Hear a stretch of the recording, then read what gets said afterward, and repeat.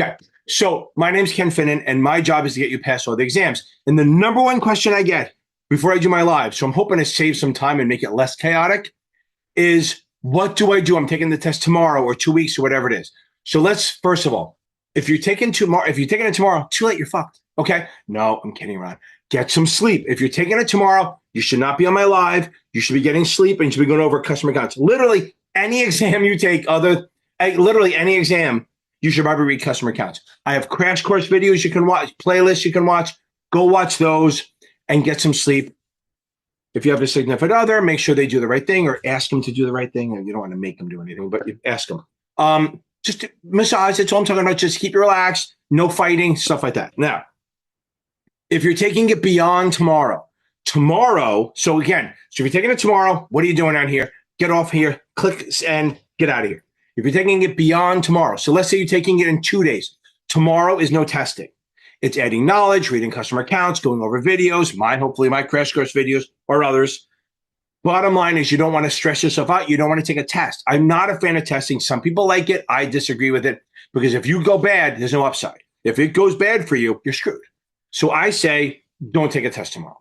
Take it easy. Around dinner time, you're done. I don't care if you're taking the test at 5 o'clock at night. At dinner time, you're done. Okay? Don't do anything. Again, the night before is always kind of go out to dinner. Don't go, pounding, going fireballs, but just literally go out to dinner, maybe talk to people who aren't involved in it, who don't care about the test, don't want to hear it. You want to do stuff that just relax you. If you have SDC or Notman, they have these little sheets that you can go through maybe the day before. Make sure you go over it like hot sheets or key topic stuff or crunch time facts. Again, I have crash course playlists, a whole playlist on almost every test you can take. Now, let's say you're taking it more than 2 days out. So what you want to do is within the up to, but not including the last, I don't even know if that's right. The last 8 to 10 days is testing, okay? Before that, you're reading and quizzing and testing, all that. A lot of focus on reading, mostly focus on reading, watching videos, adding knowledge. But in the last 8 days, not including the day before, so whatever that is, so 10 days before, you're going to take tests every day. One test, not two. If it's a 63 of the SIE, maybe you can take 2. But again, I don't think it works so well. Oh, I feel the heat on my back. I really just want to turn around and take a dive. The problem is when I go in there, there's a manatee warning. The boats have to go around me. I have to wear a flag saying manatee, don't hit me, stuff like that. Now, up to but not including the day before the test, you are to take one final a day. Now, remember something. When you do a final, review the whole thing, not just the wrong answers. And what you're going to do is you're going to kind of do a triage. There's really 3 or 4 choices. You look them over. If you got it right for the right reason, you're good. Move on. Make sure you read the answer why, okay? 2, if you got it right for the wrong reason, mark that down. You have to review it because if you got it right because you guessed, that's just as bad as a wrong. Almost more dangerous, right? Because you think you got it. 2, if you got it wrong because you misread it, which happens with the Kaplan, Past Perfect, STC, even Achievable, all of them, you can misread it. If you get it wrong because you misread it, but you knew the concept, don't worry about it. The last one is you got it wrong because you didn't know your shit. That you have to review. So really, you're going to have 4 choices, mark them all. And then if you got it right for the right reason or wrong because you misread it, but you understand the concept, don't worry about it. The ones you have to review are the ones you got right for the right reason. And then the ones you got for the wrong reason, see, when I talk too fast, my brain is here, my mouth is here, and they're not in conjunction. And then ones you got right for the wrong reason, like guessing, and then you got to be honest with yourself. Don't be like, oh, I think I know it. Or the ones you got wrong for the right reason, I guess the right reason to be wrong, you don't know it. If you're starting to memorize questions, buy another QBank. STCS 4 supplemental exams. If you want, buy Kaplan. But again, you don't want to add a new QBank in the last few days. You want to do it out so you can literally get used to the question because you don't want to switch it up the day before. Again, you need to go in there like a badass. You need to go into the test like I'm going to fucking own this shit and you're going to run it, okay? You got to go in there confident. You got to understand that if you go in there confident, if you go into this test as a confident badass, not cocky, confident, I know my shit, then when you see a hard question, you're going to go, oh, I can do this, okay? And you can work through it or even mark for review, shit like that. If you go in there where you're not sure and you're like, oh, I'm afraid, then every hard question is going to look to you like, see, I knew I should have waited. And that's a bad thing because you won't try it. I've seen that so many times where if you give someone positive confirmation of good work, they're willing to work a little bit harder on the question. If you're like, oh, I'm not ready, they go, oh, I knew I wasn't ready. They give up. We don't want give up. We want you to attack it like you know your shit, okay? And that's literally it. You maybe want to watch some of my exam walkthrough videos, join my live, but not the night before. I don't want to see you the night before. I want to see you after you pass so we can play a song for you and blow it out your ass, okay? Good. Okay, everyone, go beat this thing. You got this. I believe in you. I 100% believe in you. And you need to say every morning, get up in the morning, brush your teeth with your offhand, even if you want to brush your teeth with your foot, and keep saying, I'm going to pass this. I'm going to pass this. Say it like 10 times with confidence. Not I need to pass it. Not I got to pass it. I'm going to pass it. That's your goal. Go beat this thing. We got it, baby. Let's go, baby. Let us go. Let's see if I can get this working right. Ooh, there it is. Welcome. Happy Thursday. Happy Thursday. One of my two favorite nights of the week. Tuesdays and Thursdays are my favorite night because I'm doing this. Okay. Everyone, welcome on. Happy NASAA night, baby. I hope I'll get you all before you can go watch. I think who's playing? Falcons are playing the Buccaneers. So I know Kim, one of my students, will not be on here. She used to be she was a former cheerleader for them in the late 90s for the Buccaneers. I think she's going for a CFP right now. Okay, guys, welcome on. Couple quick things before we get started. If you guys need extra shit, go check out Achievable. They're achievable.me or use my link. I don't really give a shit which one you do. Also, STC is awesome. Achievable teaches a shit better than anyone else. Like the perfect combination is I always love two vendors, right? So I like Achievable with the Kaplan questions is a great mix. If you want to do that, you can do STC with the Kaplan questions too. I think Kaplan's book's way too big. I think it's like 800 pages is too long. But they're the only one that sells questions. If STC sold just a question bank, I'd push them. Okay. If you need tutoring, we're here. Jeff does Jeff down there. Hey, Jeff.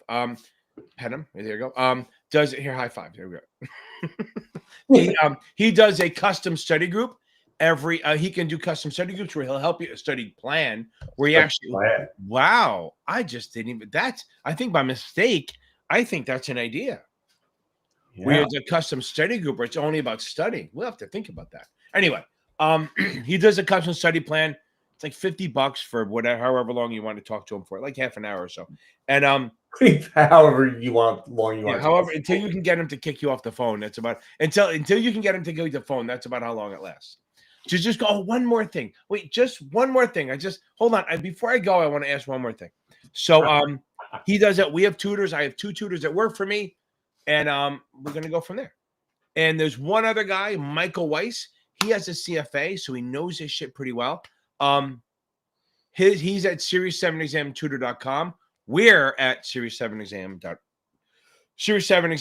He's series7tutor.com. Fun stuff. Also, scrolling across the bottom, the world's greatest Facebook group ever. I just looked on the stats yesterday. There are 4,300 active users in this group. 4,300 active users. That means there's 4,300 people clicking, commenting, and shit like that. That is freaking insane.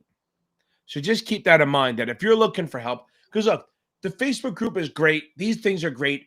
And if you pass, we play a song for you. That's awesome. Yeah. Snaps for you, right? But that's not when you need the help. When do you need the help, Jeff? You need it when you fail. When you fuck up and you screw up and you're like, oh my God, my life's over. It's not fucking over. I promise you that. It's not over. So as I say, it's a 30-day problem in a long career, a 30-day problem in a 20-year career. Jeff calls me out on that because these people don't work for 20 years anymore. But it is what it is. We would have been retired already. But here's the thing. It does 20 years, 30-year problem in a 30-year career sounds stupid. 30-year problem in a 40-year career sounds depressing. Right? Who wants, hold on. Let's see. I started working at a hedge fund. I was 20 years old when I started working at a hedge fund. And now look at me, 38 years later. Maybe it's a 40-year problem in a 30-day career. What? 30, that's funny. 40-year problem. Yeah, it's a 40-year problem because I have this. Yeah, okay. Human made. We need, okay. Yeah, human made. I agree. Nobody liking the videos. I feel no love. I got no love here. Nobody fucking loves me. I just should go, I'm going to go hide in a corner and just, I can't. It's funny. There's certain things I want to say I can't say because I get Like, you know, the video from the other day, totally unmonetized, totally blocked in like 20 countries. Because now that 100,000 hands song, I guess now is being, they're revenue sharing. So there's certain countries that can't be seen. He must have gotten so big that it's getting copyrighted. So I may have to switch to a new song, but whatever. Okay, here we go. Martha, dump truck in the. Okay, now don't worry about it. Okay, you just passed the 6. First of all, congratulations. Okay, that is outstanding. You should be super happy about that. And you're taking the 63 on Monday. Don't think I'm burnt out. Think, oh my God, I get to take it in 3 days. My swan song in 63. Yes, exactly. Black Swan song. Just literally just go. Okay, you're gonna get this thing. Okay, think about this. In 3 days, you will be done. It's a fucking sprint. You've already done the hard. The essay and the 6. This, if you do it hard, is the easiest thing. Okay. Okay. Quantify crypto. Well, if you already started for the 63, I mean, you can do. Here's the thing. Here's a problem. If you get the 6, if you get the 66, you have to get the 7. And if you don't get the 7, you have to go back and take the 63, 65. I would do the 63 first, get the 65, and then start studying for the 7. Yeah, if they're going to let you take the 7 at some point, if you don't take it within 2 years of the 66, it's worthless. So literally, you have this essay and the 6. If you get the 66, you're unlicensed in states. Your FINRA things are cool, but the states go, who the fuck are you? Get the 63, then everything's locked in, your license, then get the 65, then start studying for the 7. If you're going to get the 7, if you know for sure you're going to get the 7 this year and in the next couple of months, sure, get the 66. If not, get the 65 to get yourself licensed so you don't have to worry about it. Because you remember, the 66 is worthless without the 7. William Portanova, Bossa Nova. Okay, awesome. That is outstanding. Hold on. What am I doing? I'm hitting the wrong button here. Oh, did all my things disappear? Interesting. I have. Oh, there it is. I see what happened. Really? Coming home at 8 o'clock? Okay. Boy, my screen just got bigger. Did I just kick you out or no? No. Wonder what happened. That's weird. Whatever. It's fine. It's all good. Here we go, William Portanova. Play my favorite song, and I could tell it would be long. That he was with me, yeah, me. And I could tell it would be long. That he was with me, yeah, me. Singing, I love rock and roll. Does it look any different? Does anything look any different to you? No. Okay, I don't know. It looks like there's less things on the side. Yeah. Something changed. Hold on. Trying to figure it out. I don't know what happened. Oh, well, we'll figure it out. Oh, it went to, I think we went to, I knocked you out. You're totally gone now, right? Yeah. Nope. Nope. Nope. It's weird. Let's see what I can. No. Everything looks normal now. Not now. That looks normal? Yeah. To you? Okay. Yeah. To me, it looks weird. It looks like you're knocked off. No. Which is better for me anyway, so that works. Okay. Okay. Okay, here we go. Next one. Okay. You're giving the exam on the 19th of December for 7. Okay. Okay, the past perfect scores aren't great, but the Kaplan one looks pretty good. And their simulated exam, I kind of like. I think that looks okay. So I think you're fine. Go over the last couple, the 68 and the 63. Remember, past perfect is significantly harder than the real exam. So I would focus on the Kaplan stuff as much as I can. I don't think that past perfect is as helpful. I mean, it's fine. I just don't think it's as helpful. Okay. So I just looked down here. It does look the same. So The 63 scares me, but the 71% is good. And if you keep doing the Kaplan stuff, I think you'll be fine. Go over the 68 and 63 and see how many of those were like stupid mistakes versus actual lack of knowledge. Okay.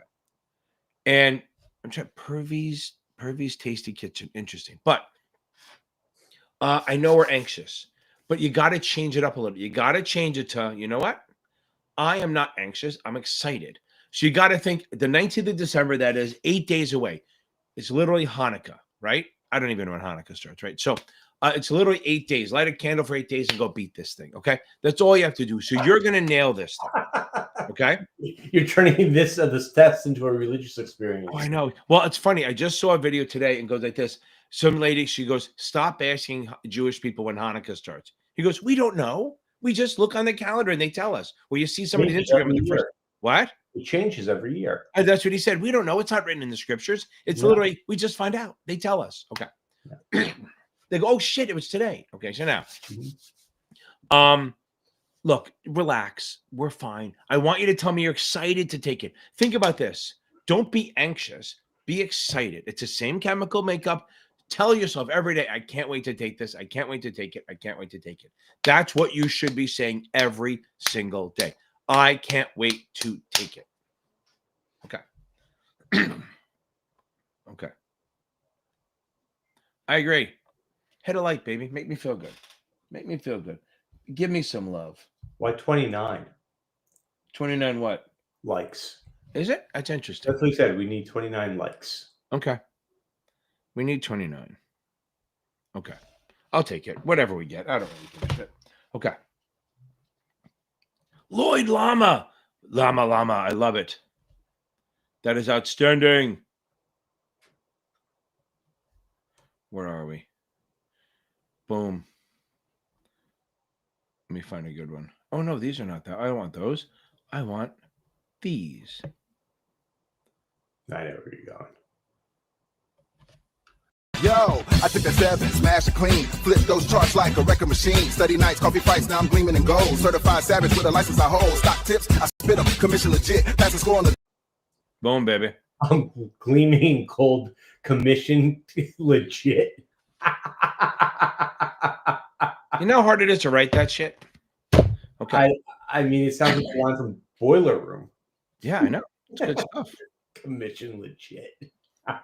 I'll send that to you. Okay. Oh, Veronica, harmonica. Okay. You literally have a month, more than a month. I love that. So,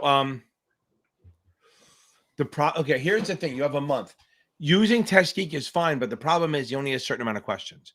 He doesn't have an unlimited amount where Kaplan has like 4,000 questions. Okay.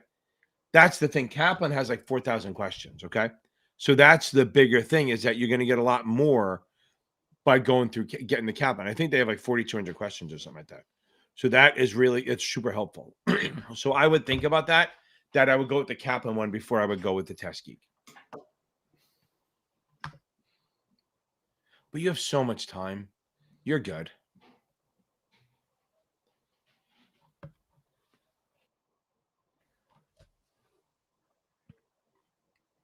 Okay, done rereading the book. Wayne, okay, so now you're good. I love the fact that you're done with the book. Now you do chapter quizzes. Just do chapter quizzes.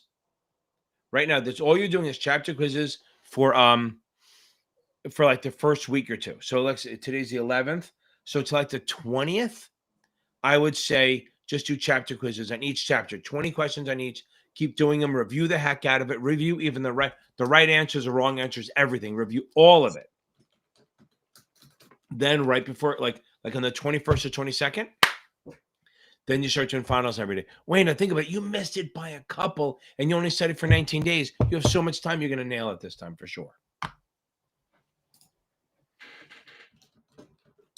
Correct. McKenna. Do not come Sunday night. You can come. Oh, that's it. So the Tuesday or the Sunday night one was your last one, huh? Okay. So yeah, don't come to class on Sunday night because you're taking it Monday. I mean, you can if you want, but I think there's no need to. I think you're better off not coming on and resting that night and going over customer accounts and stuff like that. I think that's your best bet. The night before, do not come on to it. Okay, here we go. cracker. Okay. Okay. Yeah, 2 of them are right. I'm gonna get to it. So we're gonna go through this. Okay. Oh, you put it all into one. Okay. Here we go. According to the USA, which of the following is considered a sale? A, giving a security as a bonus, making a bona fide loan, entering a contract to sell a security. So there's usually a D, but you didn't have it. So I'm going to go. If you're saying there's 2, this is easy. A loan is not a sale. So B is out. If I give you security as a bonus, like say I say, oh, buy my car, buy my condo, I'll give you a bond. That's an offer to sale, baby. That's the thing. And and entering a contract is literally the definition of a sale. Offer is the attempt, sale is a transaction. So if I give you a security as a bonus on top of, if I give it to you as a bonus on top of you buying something, that's a sale because you had to buy something to get it. Okay. It's a tricky question, but I've seen some version of it where, oh, they come in and they buy real estate, and part of the real estate, you get a bond. Or if I say, come buy my car, if you buy the new Ford Bronco, I give you shares of Ford. That would be a sale. Like if I say you have to buy the car to get the bond or the shares, that would be a sale. If I said, oh, just do a test drive of the new Ford Bronco and I'll give you shares, that's not a sale because you don't have to pay anything. Are you buying Also, a Bronco? What? Are you buying a Bronco? No, I have one already. I know you talking about. Do you like it? Yeah, he loves it. He absolutely. I mean, he's had it for what I think 2 summers now. So yeah, I think we got it last spring. I can't remember exactly when. So, well, oh no. So now, let's expand on that. If I give you shares for free, straight up like stock, bond, stuff like that, that's a gift. That's not a sale. However, if I give you what they call accessible securities, so accessible securities in my mind are like limited partnerships, not technically, but it's the idea. They can assess you more money. So if it's supposedly accessible stocks are gone, I still think limited partnerships count. But if I give you shares of accessible security, that means that they can ask you for more money at some point if they need money, which means it may cost you something. So it's no longer a gift. That's an offer and a sale. Okay. Expounding on it. Okay. Okay, Jared. So everyone goes to Jared, right? Okay, now, any tips for the 63 exam? So 19th, you got 8 days. Q banks, yes. I think my big thing is for the 63. It's the only exam that I believe that you just take tests until your eyes bleed. Just take them, just nonstop. Okay. Just once you've read the book, you got to take them. And it's weird how the arc goes. It's like this. When you start taking the 63 test, I mean, some people are great. I mean, but a lot of times it's shitty. Like, oh my God, I got to move the test. And then boom, your scores move up and you're there.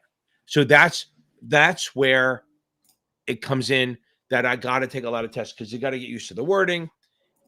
And here's the big thing. Make sure you're solid on the ethics. It will be all over the exam. Ethics is all over this exam. I promise you that. Ethics is like you will go, Ken, thank you for saying that because ethics are so big, it's ridiculous. Okay.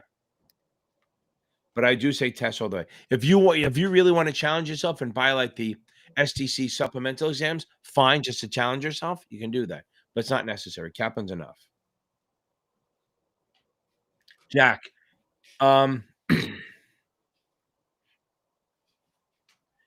yeah, if you got a 74 on my brutal, that gives you the vibe of the test. That's really close to what it's like on the exam. If you get and I noticed there wasn't a lot of regs on that one. I did a lot of harder questions. So if you got a 74 on that and the stuff that you got wrong was like misunderstanding and misreading, you're in good shape. You're right. Like Jack, you're ready to take it. That's what you are. Okay. That's what you are. You're ready to take it. Okay. Human made. Let's talk about this. Now, the dividend discount model might be in the performance measure or portfolio stuff section. Depends what book you're using. Now, do we all know what DCF is? Yes, right? No, we don't. DCF is discounted cash flow. And there's a reason I'm saying this. Discounted cash flow is where you take the future value, say 1,000 in 3 years. So say future value is 1,000 in 3 years. The question is, where should that thing be trading now? Or what should I where should it be trading now, or what do I have to invest now to get to that number given a certain rate? So we use DCF, discounted cash flow. We discount all the future cash flows, bringing it back to today. So again, $1,000, say at 5%, $1,000 in 3 years is worth $952 in 2 years, $907 in 1 year, and $863 this year. So $863 now is the equivalent to $1,000 in 3 years, given a 5% return. So that what we just did was discounted cash flow. We're discounting all the cash flows from the project. Like the way you do it this way. Now, let's use Elon Musk buying Twitter. He paid $44 billion for that.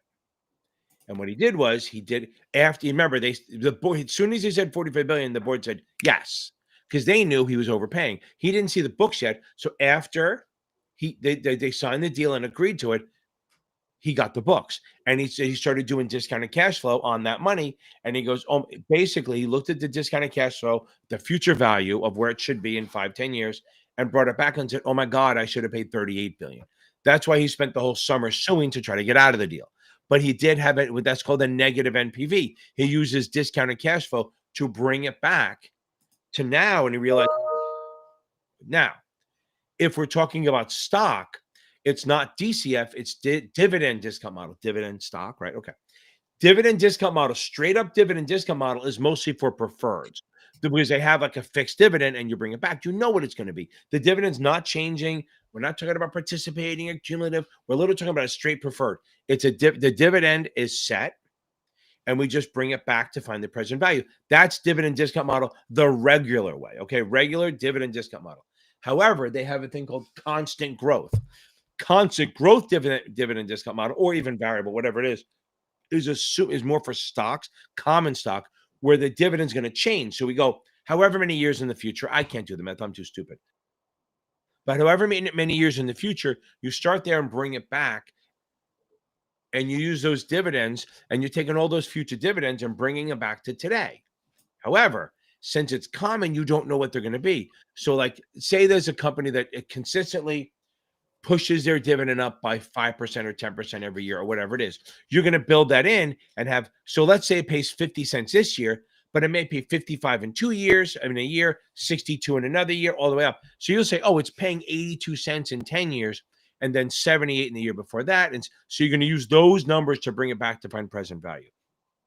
The whole goal is to start there and bring it back to present value. So again, dividend discount model, consistent dividend. Dividend growth model, growing dividends. But again, for stocks, not bonds. DCF is for projects and fixed income. Hope that helps you, mate.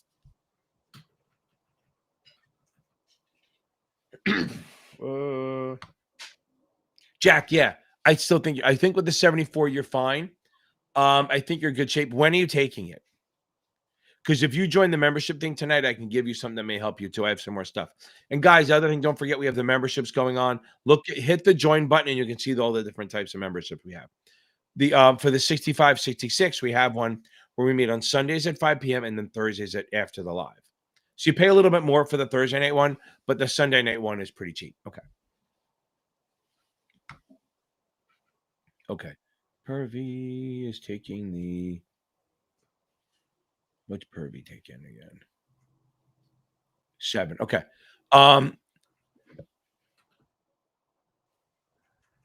Options, obviously, munis, obviously, debt in general, mutual funds and annuities. So, and obviously, everything's about suitability. I just did a video on this. Stop memorizing shit. Start thinking, who is this going to be for? Think suitability, suitability, suitability. Work on that, okay? You got to always think, who is this for? Who is it not for? That's where this is, okay? So most of it's going to be about who are we doing this for? Who wants it? Who doesn't want it? Who should buy this? Who shouldn't buy it? That's the test, okay? That is the test. That's 70% of the test. But obviously options, munis, debt in general, mutual funds and annuities, you don't know which ones you're going to get. Some people are getting UIT stuff. Now, here's the thing that's been popping up more on the 7, but I've heard it on the 65 and 66. This is if you, you know what? No, I'm going to do a video on it tomorrow. Never mind. Okay. Make you guys watch my video. It's going to pop up. Okay. Where are we? Okay.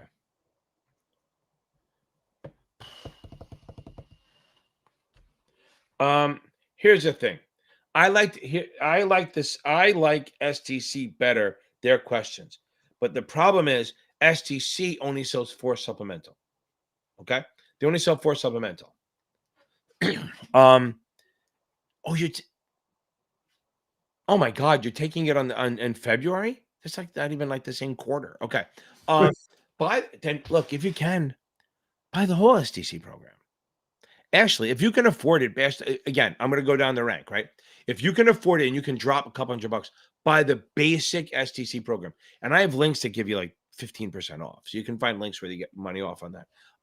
But if that's too expensive, you could, and you have months, maybe buy the Kaplan, only because there's 4,000 questions in there and they'll give you a better, they will give you a lot more questions to worry about. And they'll be better than Past Perfect. Past Perfect is fine.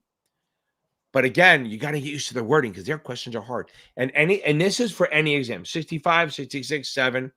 Past Perfect is good when they don't have numbers. Whenever they have numbers, I don't know what happens to them. They kind of go, ooh, they become Pennywise in the fucking sewer. They try to kill you, okay? They're literally going out of their way to drive you nuts. Like their option questions are so convoluted. And then when you take the test, you go, where the hell are these questions? They're not there. I remember they had a bond question in one of the 66 ones, where it was like, oh, a bond is trading here and the interest rates went to there. Where should it be trading in between these two prices? Like it was like 89 and a quarter versus 89 and 5/8. So it's like, what? Like you had to game it. Like they're not doing that to you. That is not a thing they're going to do. So anytime you do Past Perfect and they're really convoluted like stories, probably not an exam. Okay. Okay. Finished the SEC book. I've taken a lot of quizzes and 6 exams. I love the fact that I love Bakes and Ashley. I love the fact that we're not going, I'm taking a test tomorrow. I love that. So we have time to do it right. Okay. So you've taken a lot of quizzes. You finished the book. Your scores are amazing. Okay. Now get the Cap and Bank. Just keep doing quizzes. And what you do is maybe do quizzes for 2 weeks. So chapter quizzes. Don't do finals yet. Okay. Do chapter quizzes on Kaplan for a week or 2. Reread anything under, let's do this. Let's set your bar at 75. So anything under, this is for people who have far out. If you take a quiz, if you get anything less than a 75, reread or watch a video. Okay. If it's over 75, move on. Now, I'm not saying to stick on that. If you're at unit 2 and you're scoring a 74, reread the chapter, then move on. You can take another quiz if you want, but I want you to keep moving. If you're over 75, just move on. Okay. And then go to the end and then maybe go back and redo the ones that you got under 75 on and you had to reread to see if it made it into your long-term memory. You only do this if you have time. This is more for people who have, like you said, until the end of fucking January. Now, don't forget, if you guys are membership, Jeff has some videos on there telling you how to study. Okay. He has, I call him Jeff Talks, right? That he's showing you how to study on that. Okay. Like he's giving you videos on how to study. Okay. But kind of good. Okay. Gear Grinder, just hanging out. That's outstanding. I love it. I love it. Love it. Love it. That is what's his name. That is the picture of from American Psycho. Gear Grinder. If you're on there, I think that is the picture of the guy from American Psycho. I think, right? Okay. Okay. Oh, I'm getting near the end. We may be done. Okay. I take the 60. I get out of here at 8:40. I'll take it. Okay. Now, if you guys have questions, I better been in there because if I run out, I'm just going to hit delete and go home. Okay. I did the 65 on the 27th. After failing the 66 3 times and then pass. Okay. Oh my God. That's great. 27th of December. So your Christmas is going to kind of suck because you're going to study a little bit. But I mean, I wouldn't go crazy on Christmas, but I would do stuff. Here's my advice to you. Hopefully you've read the book. Okay. I think you're going to be fine because the good thing is you pass the 63. I have a girl who's doing that. I'm trying to get her to take the 63, 65 and still instead of waiting till March. Just started talking to her the other day and she takes the 66 in March again. Failed it 3 times. Trying to get the 65, 63. Okay. Oh, there you go. Good. Thank you very much. Okay. So now. Okay.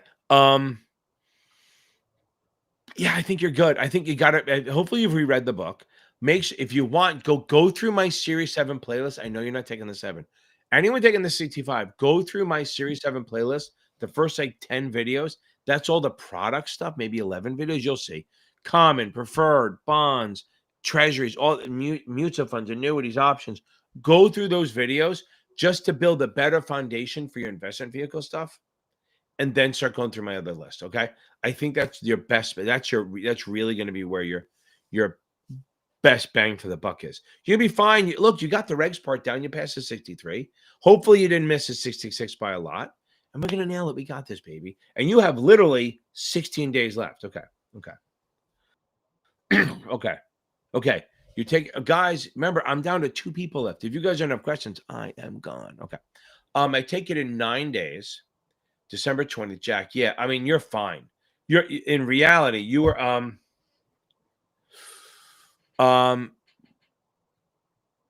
you are fine. If you scored a 74, I'll have my other one out in the next couple of days. I just started editing it, not the video part, but editing the questions now. It's weird. I have like 180 questions. This is the longest Series 65, 66 test ever. But I just want to give you guys as much question as possible. You're fine. With the 74 on the brutal and the one that's coming out, you'll do fine. Keep doing tests, keep reviewing, and you're gonna be fine. You're gonna rock this thing, Jack. Okay. They could. I mean, but who cares about FINRA? How much of us are working at FINRA, right? I mean, is FINRA? I mean, I don't know if they would say it. I don't think they would announce it, right? I mean, they could. I mean, they're not overbloated or anything. Okay. Oh, that's so funny. First thing I hit, it's like the first thing I hit is Glassdoor going downhill fast. Terrible communication from executives regarding political changes. Return to office, blah, blah, blah. That's a while ago, but it's crazy. Okay.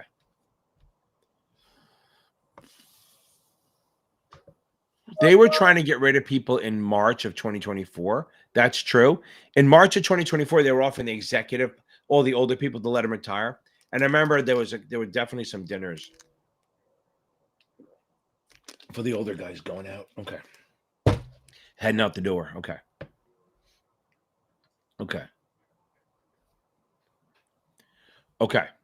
Taking it Monday, not taking more quizzes. Okay. Yeah, I would focus on the crash course. I would really focus on the crash course videos. And I mean, you're not going to take any more tests by Monday. I mean, you can take a couple, right? I mean, you could do that. I mean, that's not a bad idea to do a couple more quizzes, right? Okay. If you I guess if you don't want to, so it's fine. But I would focus on the crash course. I would focus on some of the and then maybe go back in and make sure you listen. Go watch a crash course. Go over crunch time facts from STC. If you don't have it, we'll give it to you tonight. I would make sure that, as I tell everyone, trusts, estates, and joint accounts are you're not going to be massive, but it's going to be enough to hurt you. You know what I mean? Okay. Yes. Quantitative is the thing. Okay. So quantitative analysis is looking at actual like measurable data, like prices, returns, volatility, correlations, math and statistics. That's what they're doing. That's quantitative. Qualitative is like management, business model strength, regulatory, culture, client, all that stuff. So quantitative is more about like how much can we do, what are the ratios, shit like that. Qualitative is what do people think about it. It's a lot more like what's going on that's non-numerical. So remember this, guys, and you could get a questions on it. Quantitative is like hard numbers, like measurable stuff. Qualitative is like softer, like who are the managers? Is the wind blowing for them regulatory wise or against them? Are they kissing Trump's ass? Or are they not kissing Trump's ass? Shit like that. That's all that stuff is qualitative. Okay. Okay, here we go. Okay.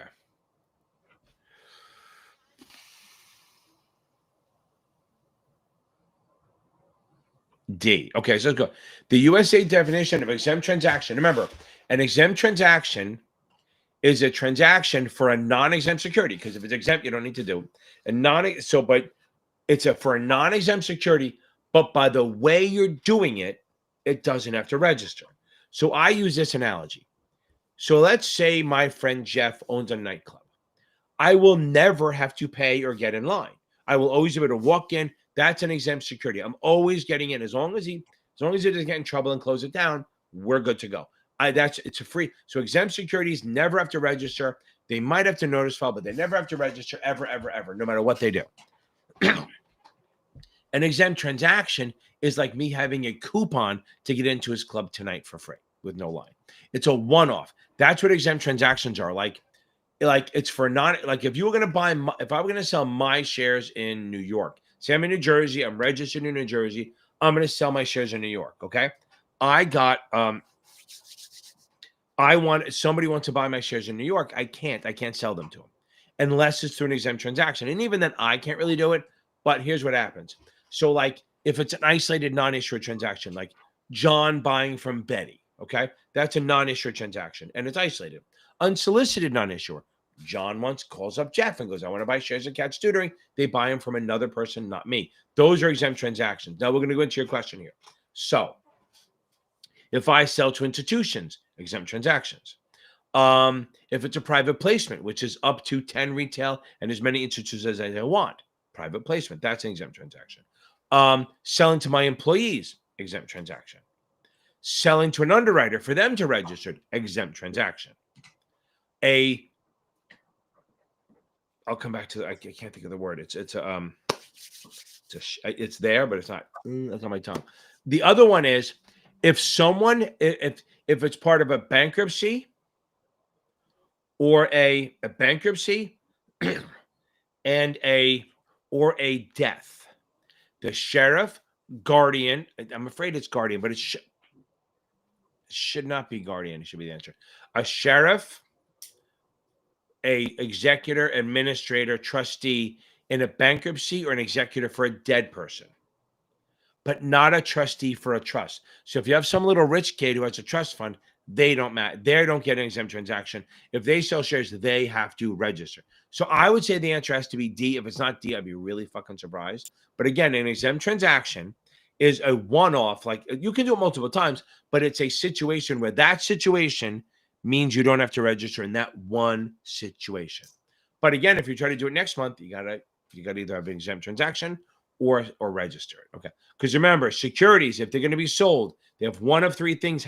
One has to be a yes. Either yes registered, or yes exempt, or yes exempt transaction. One of those three things has to be a yes. Okay. Okay. I'm working on it this weekend. Okay. I should have it out there. I'm literally, so Human Made and Extreme, I am editing the questions now. I just have so many questions. I don't want to do 2 of them, but I don't really want to do 190 questions. So I'm trying to weed out stuff that I think won't matter, but I should have it out really soon. Okay. I won't do it tonight because I have class. Oh, I might be able to do it tomorrow night. Okay. Because I got time. I kind of blocked off the nighttime on Friday, so I could probably do it then. Okay. Oh, and Jeff, this is interesting. So I'm going to the Devils game on Sunday. My grandson's playing the game.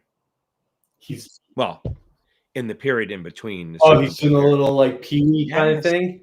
How cool is that? Yeah, that is when. But what's interesting, he's playing for the Colonials, which is his but it doesn't matter, but the hockey team. But the town, he plays for the town one too. He's 6. All these games, right? Both teams are playing. We were worried they're playing each other. So that how do you do that, right? So are they playing? But they get to meet some of the players. It's kind of cool. On the what are they playing like in between different periods or? Yeah, they're playing in between like the second and third period. Both of them at the same time? No, I think they're he's young, so they usually do half the rink. Yeah, no, that I like, and then the announcer usually does the announcing at the same time. Yeah, I know, it's kind of cool. That'd be fun. I don't think he realizes. I mean, he's 6. How much can he realize, right? But it's interesting. So I didn't realize I must be a really bad parent. My son who I'm taking, he's 25. He goes, "Oh, I've never been to an NHL game." I don't know how I must have failed as a parent. Isn't it amazing how they just find that one thing you didn't do? I know. Everything else doesn't matter. I know. I've flown him to Atlanta to watch the NFC Championship game. the last one, and then the first one. But no, I've never. And he was actually wasn't guilty me. He's just like he was saying, "Yay, it's my first game." So he's joking that his first NHL game, his nephew will be in. My son always uses the line, "You never showed me." YouTube's a thing, Dick. Okay. You know what you got to send him? There's a YouTube channel out there called something about dad, like how to do things. And it's a guy who realized a lot of people don't have dads. So he starts like, oh, this is how to change oil. This is how to do this, like in a very slow, methodical way. It's interesting. Makes me feel like a failed parent. Okay. Now, a QDRO. Okay. A QDRO is only for 401ks. It's only for ERISA plans. Okay. Because I don't know why. I think there's a reason because the IRA, you can just write a check to them and roll it over to them, I think. But it's for the 401. It's only the QDRO is only for 401ks, and I can double check and make sure. But I am 100%.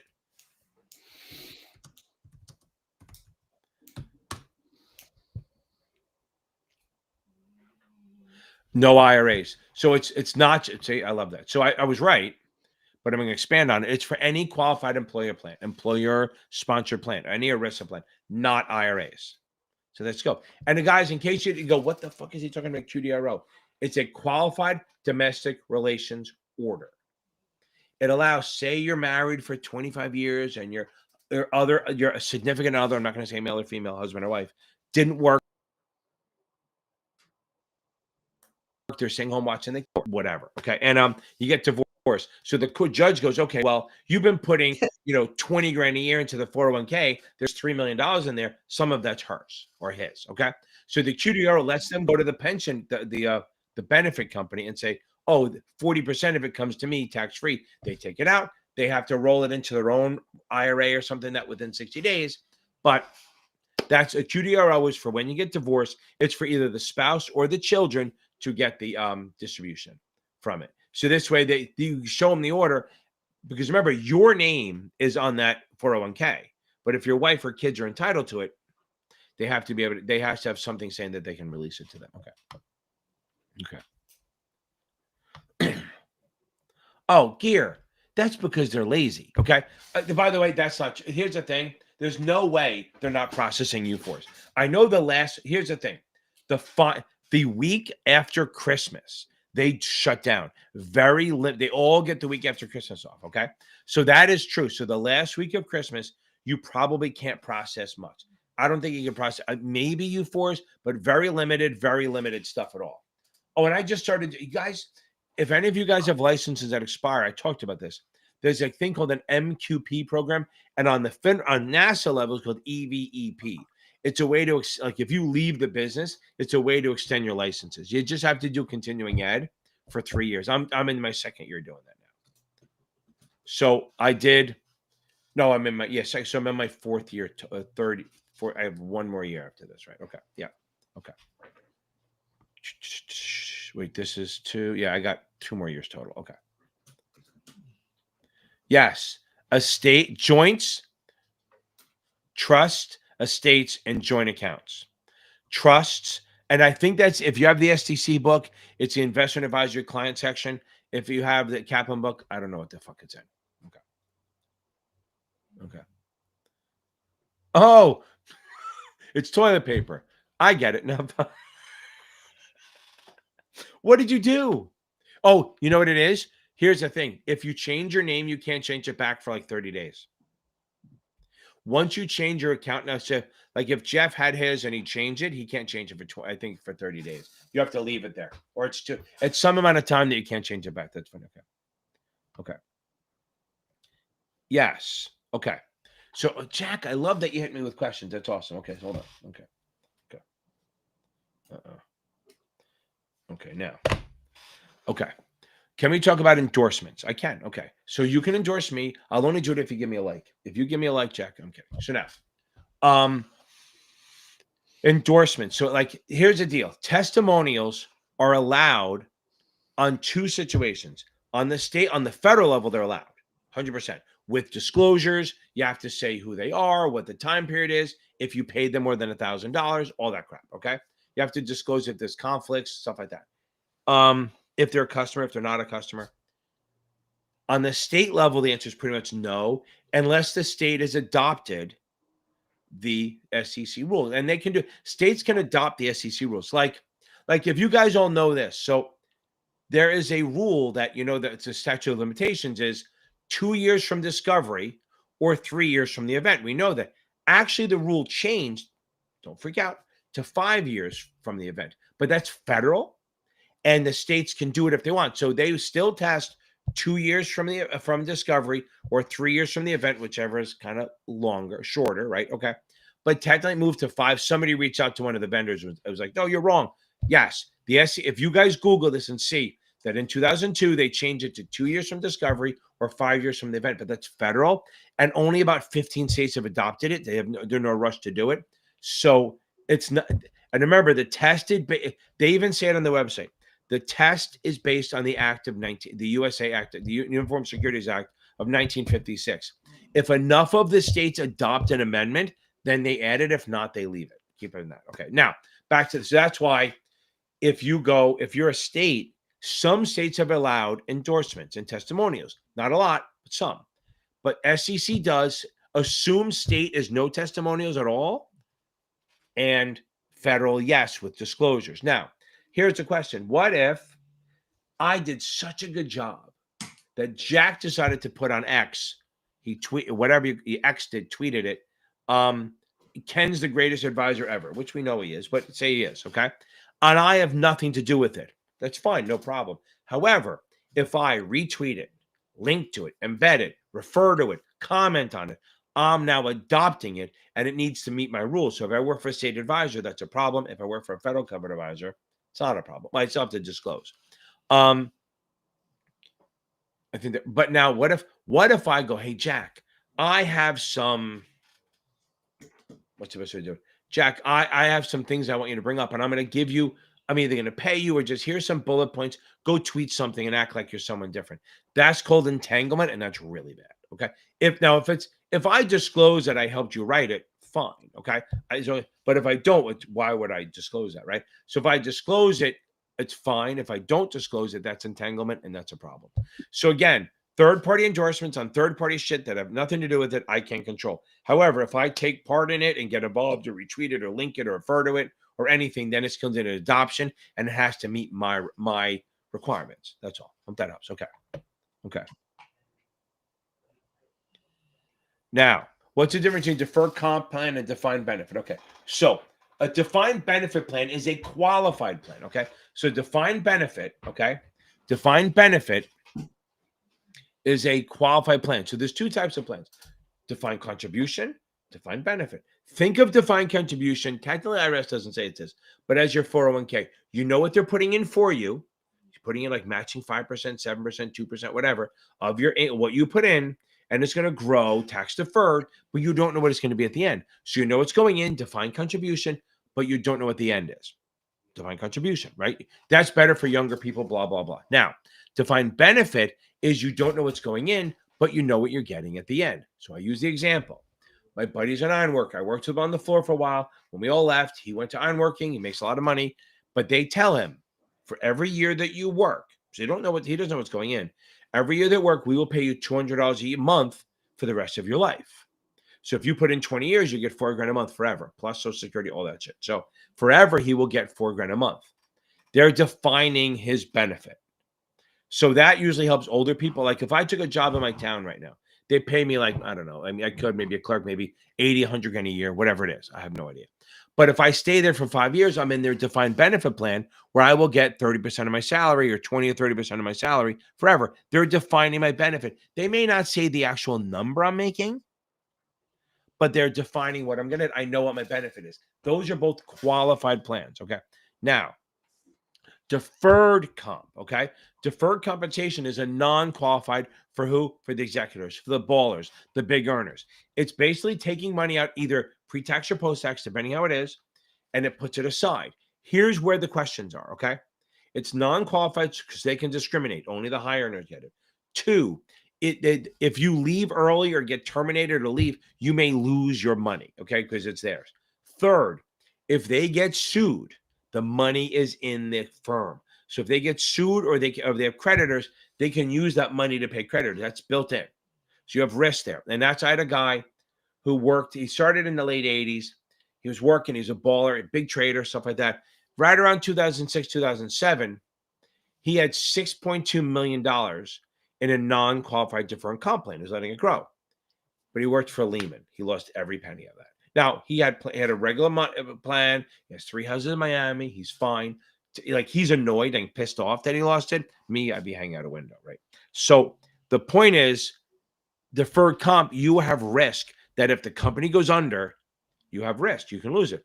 That's why qualified plans, like even if you work for Fidelity, your retirement plan is held somewhere else, either at Vanguard or T. Rowe, something like that. So qualified retirement plans must be held with a qualified custodian that is not the firm you work for. Okay. The estate stuff. Okay.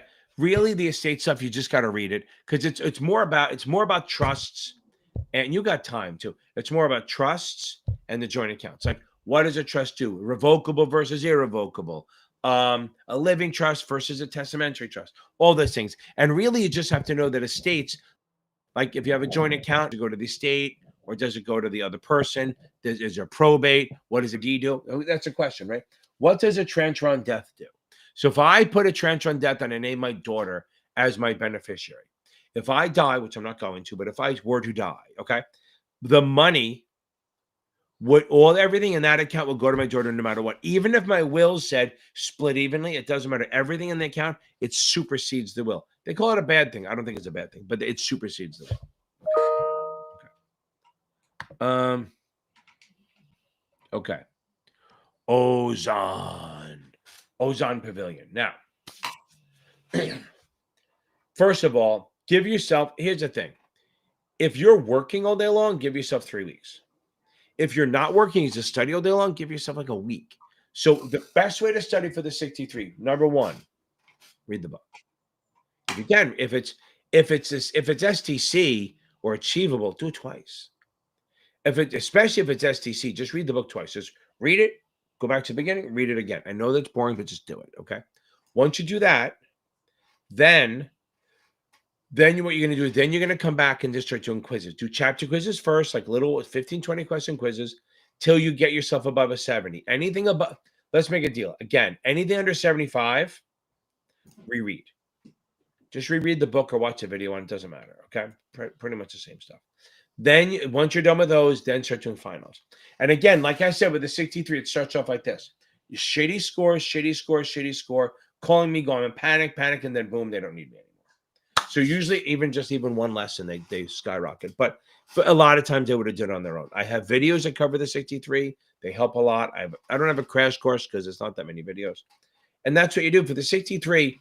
Give yourself, I have people in the summer that study for a weekend, right?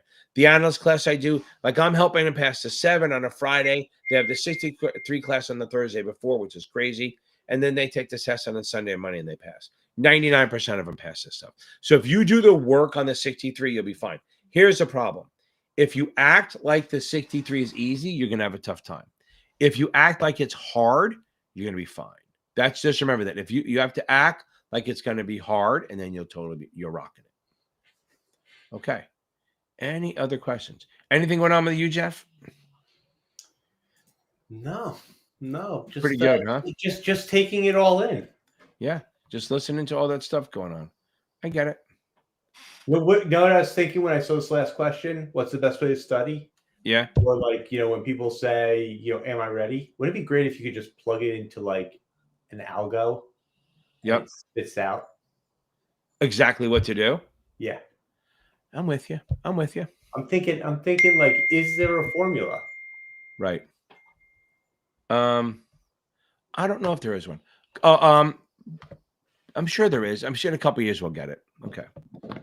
Do I have a course? I have a playlist for the 66 NASAA. And here's the other thing. Great. I'm going to use this as a segue anyway. But before I say anything, Friends, fellow Americans, and all who ride with me, if these words move your spirit, let it be known. Press the like for liberty. Subscribe to the cause. Together. Baby. Okay. Now, I love when they pipe in for me. I love that stuff. Okay. So I don't, but I do have a membership, right? So the cool thing about this is we have a class, okay? Like we're meeting tonight at right when this is 15 minutes after this is over.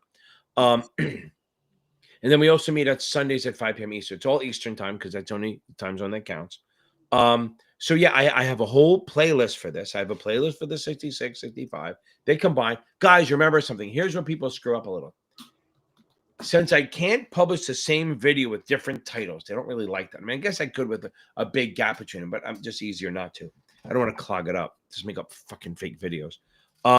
Anything, if you're taking the 65 or 66 and you see the 65, 66 playlist and you see 63, that's fine. That's the regs portion of the test. If you see 65, that's the non-regs portion of the test. So and if you see 63 or 65, it works for the 66. So anything that you say 63 or 66 or 65 on, they'll work for each other. The only one that doesn't work is when you go downhill. The 63 does not work. Okay. So if you're taking the 63, don't do the 65, 66 stuff. It's a waste of time. But there it is. So again, so we have the membership. It's like, I mean, think about this. For the one night a week, it's $25 a month, which is like $8 a class. I can't do the math for it. No, it's $6 a class, right? If you do the upper one, if you up it to $50 a month, we meet on Sundays and Thursdays at 9:15-ish. And that's anyone on here who's joining the class tonight. Make sure it'll be. I'll be on. It'll maybe 9:15, 9:20, whatever it is, and we'll go for the hour. And if you guys join, make sure that you hit notifications on, because the link for the class goes out about 2 hours before on YouTube. So it'll get there. Okay. I like it. Okay. No, it's the videos are, but the memberships, we meet live, baby. If you're a member, I can send you the recordings after, but no, it's live. It's literally a Zoom link where we get on and we share stuff, and it's like a class. We meet every Thursdays and Sundays. Okay. If you want to join, it's probably too late to do the one night. So do the one for Sunday if you want to join. It's a good group. They like literally one of the girls I was walking with today, these girls and guys, they create study groups. They have a really tight, solid study groups going on. So, and before we go, I just want to throw out there that always remember something. Whenever you talk about a broker-dealer, what's the rule on this? When do they have to register? When do they not? So remember something, and I'll have a thing to remember this in a second. Okay. Wall Street Logic. Oy. Okay. So what happened? How'd you feel during it? This is the one thing about the 65, 66. People feel like it's easier than it is when they're in it, and they go, how did I fail that? More people are surprised on the downside on the 66 than on the upside, right? So like the 7 people, like I had somebody call me today. He goes, I thought I failed, and he passed. He goes, I don't know, but I failed. Because they make you feel that way. The 66 makes you feel better. So what are you going to do, Wall Street? So you failed it today, right? Okay. I don't know when you failed it, but take a couple of days off. If it's just today, wait, finish the weekend out, just kind of go get drunk, shit like that.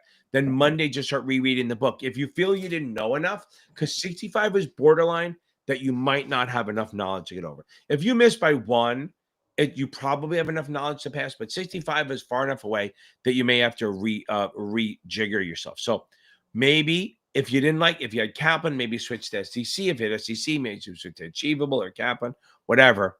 Just maybe switch vendors. But if you felt like you knew it and you just didn't know how to take the test, stick with it. Just go back to rereading. And if you're really on a time crunch, if you did okay on the regs part, maybe go back and take the 63, and then maybe go to the 60. Go take the 66. Aaron, I love it. Erin's on here giving support. I'll see her in 20 minutes or so. That's awesome. Okay. So Wall Street Logic, don't sweat this shit. We're going to get there. Now, remember, a broker-dealer, I'm going to get out of it. We're not going to add any more. When the broker-dealer has to register in a state is if they haven't. The broker-dealer registers in the state if they have an office or retail clients. However, remember the rule here. Just remember the rule. No office in your state, ain't seeing no retail face-to-face. You just dealing with the dealers, you don't need that register space. No office, no retail, no register, man, that's the rule you best understand. Got no office in your state, ain't seeing no retail face-to-face. You just dealing with the dealers, you don't need that register space. They ain't got no office in your state. Ain't seeing no retail face to face. You just dealing with the dealers. You don't need that register space. That's the rule. You best understand. Isn't that cool? I love that. You like that? I love that. So just remember, no office, no retail, no register, baby. Okay. I think we are good to go. I think we had a banger of a night. Okay. Banger. A banger. Love that. Banger. I can't find my Blazing Saddles thing again, but I guess I gotta go. Okay. You know what's weird? The Darth Vader thing did not get me demonetized. I really thought it would. Really? Yeah, because Holiday Road for some reason doesn't nail it. I don't know. I thought that one would really do it. Chevy Chase special. I know. I guess so. But you know what does that? The sand. What's this? The one on the. What is it called? It's not Sandlot. Sandstorm. That one gets me blocked globally every time. Every time. Every damn time. It's crazy. I'm trying to find my thing here. There's my Blazing Saddles. That's not what I want. Oh well. We'll get. Maybe it's there. Nope. Okay, we're out of here. I think we're done. I got nothing for you guys. Okay, everyone. Let's go, baby. Let's get on. Let's get. Oh, hold on. Okay. You can listen, Aaron. Hold on. Hold on. Aaron, I can't sing. If you can play the guitar, I'll let you sing it for me. Okay. I'll find a blues guy to sing it. Hold on. We got the last thing. Yeah. See, look, it's always the laws and regs. It's always everyone's always 31 out of 45. The business kicked your ass too, Wall Street. I mean, you were consistently 65. You got to reread the book. It's not just one thing. You got to reread the book. You're under. You got definitely you're under. So you got to. I would go back and reread the book for sure. For sure. Okay. Okay. I think I keep saying that's it, but people keep saying stuff. I think we're gone. We're gone out of here.